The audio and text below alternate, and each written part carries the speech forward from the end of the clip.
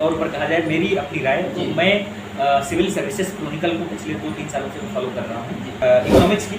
तो मुरनाल सर के जो लेक्चर थे उनको मैंने फॉलो किया था और हिंदी माध्यम खास तौर पर कौन सी सोर्स का जो स्रोत हमारा हो, अध्ययन सामग्री का स्रोत क्या होना चाहिए, किसी के जीवन परिचय को, किसी अच्छे व्यक्तित्व के जीवन दर्शन को जानने का प्रयास करें।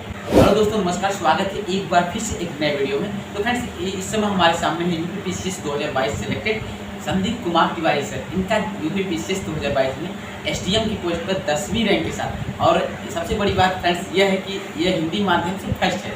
और आज सर की जर्नी के बारे में जानेंगे, एक एक करके सब सारी चीज़ें के बारे में जानेंगे।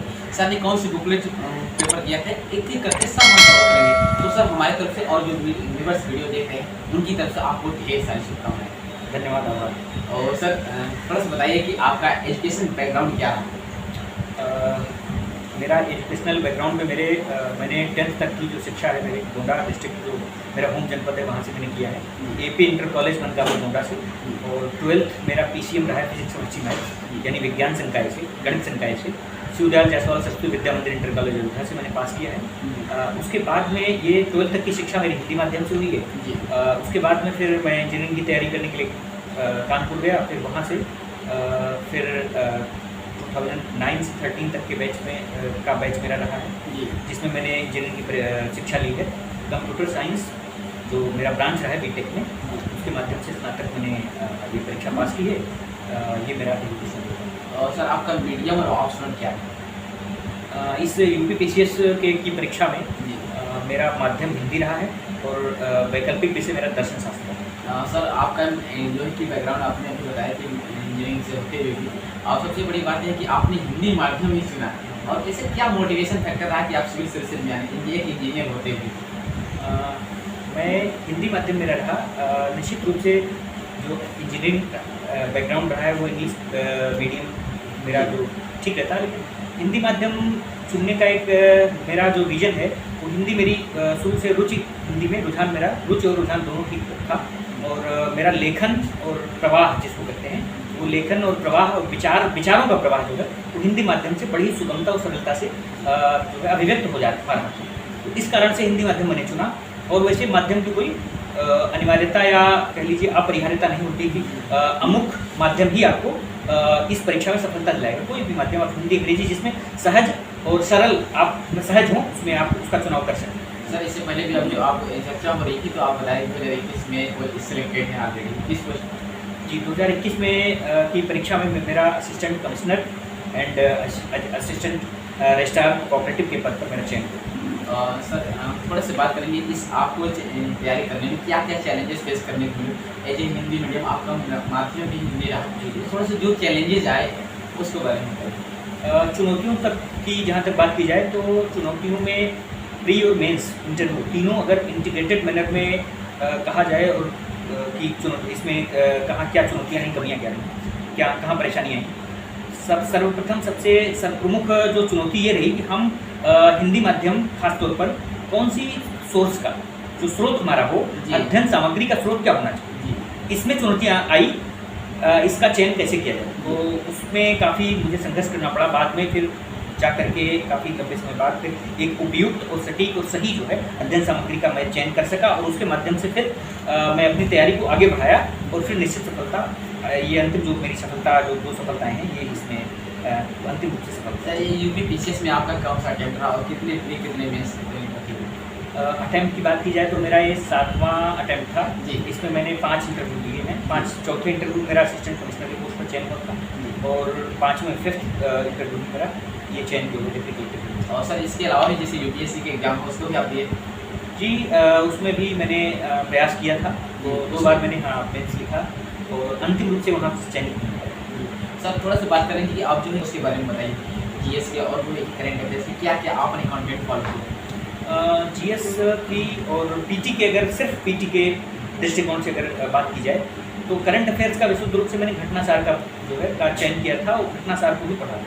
ज़्यादा रिसोर्सेज मैंने कलेक्ट नहीं किए थे, घटनासार को मैंने प्रमुखता दी थी और उसी को एक लास्ट में आती थी तो 1-2 बार पढ़ करके उसी से लगभग काम हो जाता था। जीएस की बात की जाए पीटी के स्तर पर तो इसमें क्या नाम है, हिस्ट्री की जहाँ तक बुक है, हिस्ट्री की बात है तो एस.के. पांडे की बुक मैंने पढ़ी थी, एंशिएंट हिस्ट्री की और मेडाइवल की, और क्लासिको पार्टीशन और बिपिन चंद्रा की बुक मैंने मॉडर्न के लिए की थी, और महेश बर्णवाल की को मैंने फॉलो किया था इसमें भूगोल में।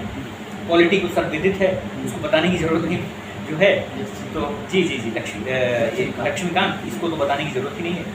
बाकी वहाँ यहाँ पर मेरा अगर मैं बात करूँ इसकी इकोनॉमिक्स की, तो मुरनाल सर के जो लेक्चर थे उनको मैंने फॉलो किया था, और एक बुक और पढ़ी थी संजीव वर्मा की, वो भी काफ़ी फायदेमंद है। और सर तैयारी में आपने कोई सेल्फ स्टडी किया थी या सिर्फ कोई कोचिंग ज्वाइन की? सेल्फ स्टडी से, स्वाध्याय से पूरी मेरी शिक्षा रही है जीएस की, और वैकल्पिक विषय के लिए मैंने श्री अमित कुमार सिंह जो यूनाइटेड माइंड से हैं, यूनाइटेड माइंड IAS को संचालित करते हैं, उनका मार्गदर्शन रहा। सर जैसे आप थोड़ा सा बात करेंगे कि जो करंट अफेयर्स थे उसके लिए आपने क्या मतलब कौन सी मैगजीन पढ़ा था उसके बारे में, और यूपी स्पेशल दिए क्या? अगर मेरी व्यक्तिनिष्ठ तौर पर कहा जाए, मेरी अपनी राय, तो मैं सिविल सर्विसेज क्रॉनिकल को पिछले 2-3 सालों से फॉलो कर रहा हूँ, और उसी का रेगुलर पाठक हूँ, पढ़ा हूँ। PT मेंस इंटरव्यू का एक संतुलित अध्ययन सामग्री उसमें मिल जाती है, उसी का। और सर आप थोड़ा सा बात करेंगे कि आपने 5 टाइम्स इंटरव्यू दिया है, और थोड़ा से मेंस के लिए कैसे स्ट्रेटजी होनी चाहिए एक स्टूडेंट को, और फर्स्ट ऑफ ऑल कितने घंटे आंसर राइटिंग करनी चाहिए, थोड़ा सा मेंस के स्ट्रेटजी की बात करें। आपके प्रश्न में 2 बिंदु बनते हैं कि कब से स्टार्ट की जानी चाहिए। इस विषय में मैं ये कहना चाहूँगा कि मेंस की आंसर राइटिंग, क्योंकि मुख्य जो उत्तर लेखन है, सारा दारोमदार और सारा भारांश जो है उत्तर लेखन का ही होता है, क्योंकि इसके यही मार्क्स आपके डिसाइड अल्टीमेटली करते हैं कि आपका अंतिम रूप से चयन हो पाएगा कि नहीं हो पाएगा। तो चयन के लिए मैं ये कहना चाहूँगा कि आप कोई भी टॉपिक आपका कंप्लीट हो चुका है, पूर्ण हो चुका है, कोई सब्जेक्ट अगर पूर्ण हो चुका है, तो उसी पूर्णता के स्टेज में आते ही अगर कंसेप्ट क्लियरिटी है, अवधारणात्मक समझ आपकी बन चुकी है, आप परिपक्व हो चुके हैं, अवधारणात्मक रूप से सशक्त हो चुके हैं, तो आप तुरंत उत्तर लेखन शुरू कर देना चाहिए। आप लास्ट में यदि करेंगे, या कभी कभी होता है कि जो नव अभ्यर्थी होते हैं, PT क्लियर हो गया किसी तरीके से, तो मेंस में जाते समय सीधा एक्सपेरिमेंट को ही करने लगते हैं, तो 2-3 महीने का गैप है। मैं अपनी पूर्व विफलता के जो हमारा जो अनुभव रहा है उसके माध्यम से मैं कहना चाहूँगा कि आपकी जो पुस्तकें, जो आप विषय जो आप पढ़ें, टॉपिक पढ़ें, उसकी समाप्ति के तुरंत बाद आपको उत्तर लेखन का अभ्यास शुरू कर देना चाहिए, और नियमित रूप से उत्तर लेखन करना चाहिए। नियमित रूप से कहने का मतलब है 1-2 क्वेश्चन आंसर राइटिंग जो है नियमित रूप से करें, और लास्ट में किसी टेस्ट सीरीज किसी कोचिंग का या स्वयं ला करके उसका नियमित रूप से अभ्यास करें। और दूसरा प्रश्न आपने पूछा था कितने घंटे करें, तो घंटे में मैंने इसका उत्तर दे दिया कि रेगुलर 1-2 क्वेश्चन तो आप आदत बना लिखने का, लेखन अभ्यास आदत के रूप में उसको शामिल कर लें, क्योंकि उससे थॉट प्रोसेस हमारा क्या होता है, रनिंग मोड हो जाता है। एक लेखन का जो होता है, लेखन का अभ्यास तो होता ही है, उसका अभ्यास होता है, साथ साथ हमारे थॉट प्रोसेस का, रैंडम थॉट प्रोसेस का चलने का उसका भी अभ्यास होता है। सब थोड़ा सा बात करेंगे। अभी आपने बहुत अच्छी बात बताई कि जो कि डेली 1 से 2 क्वेश्चन लिखने चाहिए, लेकिन क्वेश्चन को आपका मीडियम हिंदी रहा, हिंदी मीडियम के छात्रों के लिए काफ़ी इफेक्टिव रहता है, जबकि इंग्लिश मीडियम के छात्र जो हैं अपनी कम बातों को कम लिखकर ही एक अच्छा एक्सप्लेन कर सकते हैं, जबकि हिंदी मीडियम को बहुत सारा लिखना होता है। और आंसर को इफेक्टिव कैसे बनाए, और एक बेस्ट आंसर लिखने की क्या क्या क्वालिटी होनी चाहिए, जैसे बीच में डायग्राम, फ्लो चार्ट जो आप करते थे उसे बताइए। अच्छा प्रश्न है। इफेक्टिवनेस की जहाँ तक आप बात कर रहे हैं कि अंग्रेजी माध्यम कम लिख करके अधिक अंक, ठीक है, पा सकते हैं, लेकिन हिंदी माध्यम को भी अगर आप सटीक रूप से, आपका लेखन स्तरीय लेखन है, एकेडमिक, आपकी भाषा प्रांजल है, एकेडमिक है, ठीक है, स्तरीय भाषा आपका प्रयोग कर रहे हैं, आप जो शाब्दिक शब्द का जो प्रयोग कर रहे हैं, वाक्यांश का प्रयोग कर रहे हैं, अगर वो स्तरीय रहेगा तो आप निश्चित रूप से अंक मिलेंगे। दूसरा हमने कहा एकेडमिक भाषा होनी चाहिए, तकनीकी शब्दावली का भरपूर प्रयोग करना चाहिए, जो कि अंग्रेजी माध्यम के जो छात्र होते हैं, अभ्यर्थी होते हैं, अच्छा करते हैं। आप जैसे आप चाहे वो अगर विषयगत बात करें तो राज्य व्यवस्था की बात हो, या फिर सेकंड नंबर पर आर्थिक अर्थव्यवस्था की बात हो, या फिर विज्ञान और प्रौद्योगिकी विषय की बात हो, इन सारे विषयों के अलग अलग तकनीकी शब्दावलियाँ तकनीकी शब्दावलियाँ हो, इन तकनीकी शब्दावलियों का एक निश्चित जो है एक विन्यास, वाक्य विन्यास होता है। तो तकनीकी शब्दावली का मौलिक प्रयोग करें, जहाँ ना हो सके, जहाँ संभव हो सके वहाँ उसका प्रयोग जो है अंग्रेजी में भी कर सकते हैं। और उसका जो रूपरेखा है, वाक्य संरचना है, ठीक है, वाक्य विन्यास है, पद विन्यास है, उसका सही ढंग से प्रयोग करें। तो लेखन में ये ध्यान दें कि जो जटिलता की मैं बात नहीं कर रहा हूँ, जटिल वाक्यांश बनाएं, वाक्य को एक स्तरीय रखें और पद का ज़्यादा से ज़्यादा प्रयोग करें, ठीक है। उसके बाद पॉइंट में आप लिखने का अभ्यास करें, ज़्यादा से ज़्यादा पॉइंट्स को रखें। जैसे अगर 125 शब्दों का वर्ड्स का अगर आंसर है या 200 वर्ड्स का आंसर है, उसके अनुरूप अगर सकारात्मक नकारात्मक बिंदु उनको अलग अलग अच्छे मतलब ठीक ठाक संख्या में उसके बिंदु होने चाहिए, बिंदुओं का संतुलन होना चाहिए। एक जो ढांचा, उत्तर का एक ढांचा होना चाहिए, जो ढांचा या प्रारूप है वो ढांचा और प्रारूप एक स्तरीय होना चाहिए, लगे आकर्षक, बौद्धिक लगे, आकर्षक लगे, सुनियोजित लगे, सुसंगठित लगे, ठीक है, एकदम अच्छा लगे, तो निश्चित रूप से अंक खूब आएंगे। ओके सर, तो सर थोड़ा सा जानेंगे कि अभी आपने जैसे जीएस के लिए बताया, हिस्ट्री के लिए कॉन्डिशन, तो जीएस पेपर 4 में एथिक्स के लिए आपने क्या कंटेंट फॉलो किया? एथिक्स का कंटेंट की जहाँ तक बात की जाए, एथिक्स चुनौतीपूर्ण होता है इसको कंटेंट का, क्योंकि बहुत सारे स्रोत से आपको इकट्ठा करना पड़ता है। जहाँ तक मेरी बात है तो मैंने प्रयास किया था कि इसको क्वालिटी का जो है अपना मौलिक अधिकार, आपका मौलिक अधिकार हो गया, मूल कर्तव्य हो गया, डीपीएसपी हो गया, हमारा जो हमारे प्रियम्बल हो गया, इन सब के मूल जो मौलिक जो बिंदु हैं, इन बिंदुओं को ध्यान में रखते हुए एथिकल जो हमारे नैतिकता से संबंधित जो हमारे नैतिक विचारक रहे हैं, उनके थॉट्स को, उनके बिंदुओं को जो है हमने क्या किया, कलेक्ट किया, समाहित किया, और अलग अलग टॉपिक के सब्जेक्ट से एथिक्स इंटीग्रिटी हो गया। उसके बाद में जो एथिक्स एंड इंटीग्रिटी में अलग से जो इंटीग्रिटी एक पॉइंट हो गया, दूसरा पॉइंट एटीट्यूड, अलग अलग पॉइंट्स के हमने से संबंधित अलग अलग जो है जगह से मैंने इकट्ठा किया, उसको पढ़ने का प्रयास किया। कुछ कोचिंग के मटेरियल भी लिए, कुछ अन्य जो है स्तरीय पुस्तकों का जो है उस पाठ्य पुस्तक को पढ़ा, तो कलेक्शन का जो स्रोत है वो भिन्न भिन्न कई जगहों से। सर थोड़ा सा जो पुस्तकें ली उसके बारे में बताइए, और जो इन्वायरमेंट का सेक्शन है, एक इंटरनल सिक्योरिटी है, एक इंटरनेशनल रिलेशन, उसके बारे में बताइए। अच्छा, अगर एथिक्स की बात की जाए, सोर्स की बात, तो एथिक्स के अमित सर के जो नोट्स थे, उनकी क्लासेस थी, वो काफ़ी मुझे हेल्प की। और दूसरी चीज़ इसके अलावा जो स्रोत हैं, कई अन्य जगह के स्रोत, जैसे हमारे धार्मिक पुस्तकें, वहाँ से मैंने ले लिया। प्रशासनिक पुस्तकें हैं कई जो हमारी रुचि थोड़ा सा पढ़ने में, पाठ्य जो पुस्तकें हैं उनको पढ़ने में मेरी रुचि रहती है, तो कई अन्य जो प्रशासनिक लेखक हैं उनकी पुस्तकें प्रशासन से संबंधित, पब्लिक एडमिनिस्ट्रेशन पर उनके क्या विचार हैं, इनसे संबंधित पुस्तकों को पढ़ने से क्या हुआ कि जो विचारों का जो की प्रवणता है वो बढ़ी, और उसी का मैंने प्रयोग किया।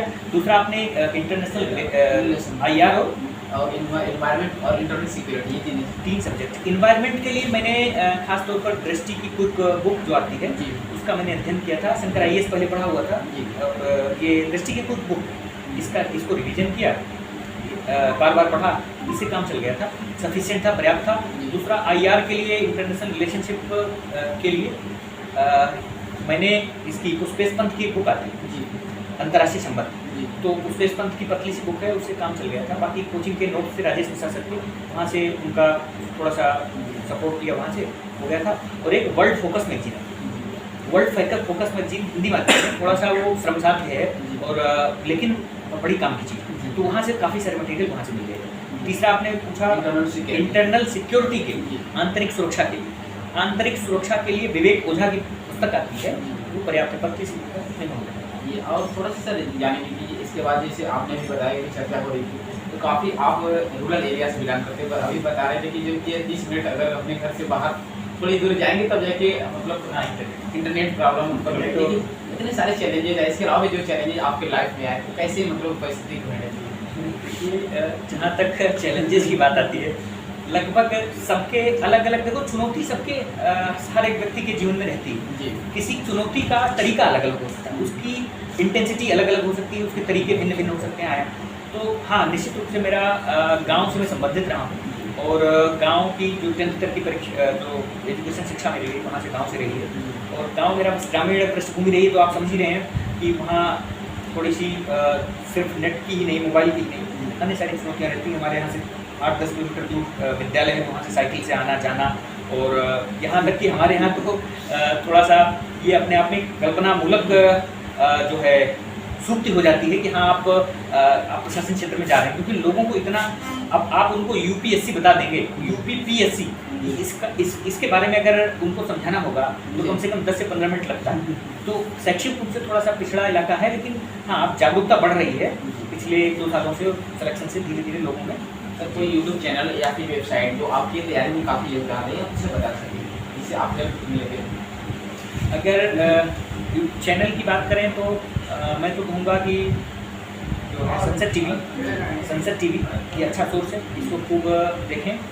और ओनली IAS आप करंट अफेयर्स के लिए, PCS के लिए भी, वैसे UPSC के लिए तो खूब इसका क्या नाम है आप लाभकारी है, लेकिन PCS के लिए भी काफ़ी सारे मटेरियल इस पर मिल जाते हैं। तो ओनली IAS आप इसका अगर अभ्यर्थी अधिक से अधिक प्रयोग करेंगे लाभ मिलेगा। सर एक लास्ट क्वेश्चन आएगा कि आपने 5 टाइम्स इंटरव्यू किया है और कई टाइम्स ये UPSC मेंस भी लिखा, लेकिन थोड़ा सा इंटरव्यू की बात करेंगे, वो इंटरव्यू का सार बता दीजिए सर। मतलब इंटरव्यू का कैसे, किन चीज़ों पर ज़्यादा आपको मतलब परीक्षा टेस्ट किया जाता है, और इंटरव्यू के बेस्ट पर्सनालिटी कैसे डेवलप करें?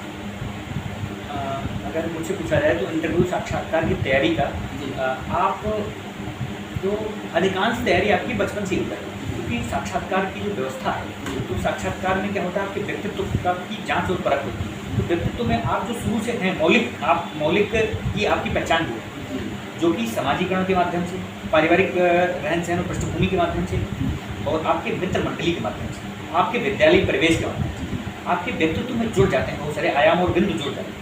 तो इनका बहुत बड़ा फैक्टर रहता ही। अब सडनली आप क्रांतिकारी परिवर्तन अधिक नहीं कर सकते। तो मेरा ये कहना है कि इसमें जो भी आपकी मौलिक रचना है और मौलिक व्यक्तित्व है, उसको समझें आप पहले अपने आप को, और उसमें क्या है, आप बौद्धिक ईमानदारी का परिचय दें, ठीक है, इन सबको पहचानते हुए, और जो भी समय आपके साक्षात्कार का जो भी अंतिम रूप से समय मिला हुआ है, उसमें अपने आप को डेप्थ पर काम करें। जो आपकी डिटेल, जैसा हॉबीज़ क्या है, रुचियाँ आपकी क्या हैं, अभिरुचि क्या है, आप क्या हैं वास्तव में, आपका एकेडमिक्स बैकग्राउंड क्या रहा है, आपका विषय क्या रहा, आप तैयारी में क्या क्या किन किन परेशानियों चुनौतियों को आपने झेला है, आपके विचारों में स्पष्टता होनी चाहिए, आप फ्यूचर में आप दृष्टिकोण कैसा है, आपका वर्तमान दृष्टिकोण, आपका भावी दृष्टिकोण कैसा है। इन सारे प्रश्नों को अगर आप सही रूप से अगर उत्तर देना चाहते हैं, तो सबसे पहले आपको सहज होना पड़ेगा। आपको एकदम बोधगम्यता आपकी जो है अच्छी होनी चाहिए। आपका जो व्यक्तित्व होगा उलझा हुआ नहीं, सुलझा हुआ होना चाहिए। आपको अपने आप की पहचान सही ढंग से होनी चाहिए। तो मैं ये कहूँगा, और दूसरा एक पक्ष अगर पर्सनालिटी का, कि जो कुछ आते हैं तथ्यात्मक प्रश्न पूछे जाते हैं, तो तथ्यात्मक प्रश्न आदमी हाँ में भी उत्तर हो सकता है ना, यानी वो जवाब दे भी सकता है, नहीं दे सकता। तो मेरा ये कहना है उसके चक्कर में ना पड़े। जितना भी आप जब शुरू से तैयारी करें, PT mains interview integrated manner में जो भी आप प्रश्न हैं, उसमें आप आर्गूमेंट जनरेट करने की कोशिश करें। तो जो भी प्रश्न पूछे जाएंगे किसी सब्जेक्ट के विषय से संबंधित, वो आपकी बौद्धिक जागरूकता और आपके आर्गूमेंट यानी रचनाशीलता, रचनात्मकता, तर्कशीलता, तर्कणाशक्ति, इसके माध्यम से आप उत्तर को दे देंगे। तो सामूहिक जब इन सारी चीज़ों का ध्यान रखेंगे, तो इंटरव्यू साक्षात्कार बहुत जटिल नहीं होता, बहुत आसान होता है। अपने आप को प्रस्तुत करना बहुत आसान काम है, लेकिन बशर्ते ये है अपने आप को सही ढंग से समझ करके ना, सहज होकर के, और अपने व्यक्तित्व को किसी भी व्यक्तित्व परीक्षणकर्ता के सामने रख दें। यही सारे मूल बिंदु होंगे। सर कोई मोटिवेशन लाइने या स्पेशल सोच जो आप हमारे स्टूडेंट को शेयर करना चाहते हैं, फ्रस्ट्रेशन नहीं है वो जो कुछ भी आप, अगर मोटिवेशन कहेंगे तो मोटिवेशन शब्द के माध्यम से ही हम ये कहना चाहेंगे कि जो मोटिवेशन जो भी हो वो मौलिक हो, ठीक है, और मौलिक का मतलब वो श्वास से जनरेटेड हो, अपने से जनरेटेड जो होता है, स्व जनरेटेड, ठीक है, स्वनियंत्रित, स्व उत्पादित, वो मोटिवेशन ज़्यादा टिकाऊ होता है, सस्टेनेबल होता है। तो मैं कहूँगा सबसे पहले अपने आप में उत्साहवर्धन खूब करें, अपने आप को आत्म प्रशंसा करें, जो भी अच्छा छोटा टारगेट अच्छा करें, उसको क्या करें, उसमें आप रुचि लें, उसमें आप कोई रिकॉग्नाइज करें या ना करें फर्दर सामने, अपने आप में उसमें इंटरेस्ट लेकर के उसको अब उसका श्रेय खुद को दीजिए कि मैंने अच्छा किया, इतना चैप्टर पढ़ा, इसमें खूब अच्छा आया, आनंद आया, अगली बार वाला चैप्टर हम उससे ज़्यादा आनंददायी जो है माहौल में आनंददायी उत्पादकता के साथ पढ़ेंगे। तो कहने का मतलब है, आप आत्मविश्वास खुद का कभी गिरने न दें, धैर्य बनाए रखें, दृढ़ इच्छा शक्ति को अच्छी तरीके से क्या करें, अपने आप को धारित करें, बनाए रखें। और मोटिवेशन के लिए किसी संदीप माहेश्वरी या अन्य चैनल का सहयोग न लें। मोटिवेशन तब आएगा जब आपको खुद ये जो क्या कहते हैं, लोक सेवा आयोग, चाहे उत्तर प्रदेश विभिन्न राज्य स्तरीय लोक सेवा आयोग हो या लोक सेवा आयोग संघ का हो, अपने आप में एक मोटिवेशन है, आप खुद मोटिवेट हो कि हमें एकेडमी में जाना है, ठीक है, वहाँ प्रशिक्षण लेंगे, मेरा जीवन अलग होगा, मतलब उस जीवन की परिकल्पना करें। कल्पना करने में तो पैसा लगता नहीं, तो जब निःशुल्क उपलब्ध है तो इससे बड़ा मोटिवेशन क्या है। आप जब ना पढ़ पाए ना, तो सोचें कि अरे मैं अगर नहीं पढ़ूंगा तो वहाँ क्या नाम है, वहाँ अंतिम रूप से वहाँ मैं नहीं पहुँचूंगा। चलित नहीं होगा। तो ये सबसे बड़ा मोटिवेशन। दूसरी चीज़ ये है कि इसमें साधन स्तर पर आप जो कह रहे हैं कि थोड़ा मेरी बातें सैद्धांतिक रूप से तो अच्छी लग रही होंगी और ये थोड़ा प्रवचन टाइप का लग रहा होगा, लेकिन अगर विशुद्ध रूप से कहें तो व्यवहारिक बात, इसमें साधन स्तर पर तमाम समस्याएं आती हैं। कोई समस्या आएंगी, व्यक्तिगत स्वास्थ्य संबंधी समस्या, अन्य समस्याएं, कोई परीक्षा परिणाम अनुकूल नहीं रहा, ये इन सब समस्याओं में जाहिर सी बात है थोड़ा डिमोटिवेशन आता है। इन स्थितियों में क्या करें, आप बौद्धिक जागरूकता का परिचय और बौद्धिकता, आप भावनात्मकता की तरफ झुकाव न रखते हुए स्वयं को क्या करें, कहीं अलग जगह पर क्या करें, कहीं पार्कों में अच्छे नए मित्रों के साथ नई परिचर्चा में, यानी या नई पुस्तकों को पढ़ना, अच्छी पुस्तकों को पढ़ना, किसी के जीवन परिचय को, किसी अच्छे व्यक्तित्व के जीवन दर्शन को जानने का प्रयास करें। सबके जीवन में संघर्षमयी पुस्तकों में उनका क्या समाधान रहा है, ऐसे जब अपने बौद्धिक जो है ऊर्जा को जब डाइवर्ट कर देंगे तो वहाँ से निराशा आशा में परिवर्तित हो जाएगी और फिर नई ऊर्जा के साथ अपने पढ़ने में जो है, तो मैं ये मोटिवेशन के लिए मैं यही जो है मैं सलाह दूंगा जो भी मैंने बात कही। तो सर अपना कीमती समय देने के लिए और हमारे व्यूवर्स को अपना सजेशन देने के लिए, साथ ही साथ मोटिवेशन की बहुत ही अच्छी आपने बात कही, तो अपना एक बार फिर से तहे दिल से आपका आभार व्यक्त करता हूँ। धन्यवाद। सो फ्रेंड्स, आई होप कि यह वीडियो आपको पसंद आएगा। कोई भी क्वेरी कमेंट सेक्शन में जरूर बताइएगा। कमेंट्स में यह भी बताएं कि आज ये वीडियो आपको कैसा लगा। तब तक के लिए जय हिंद, जय भारत।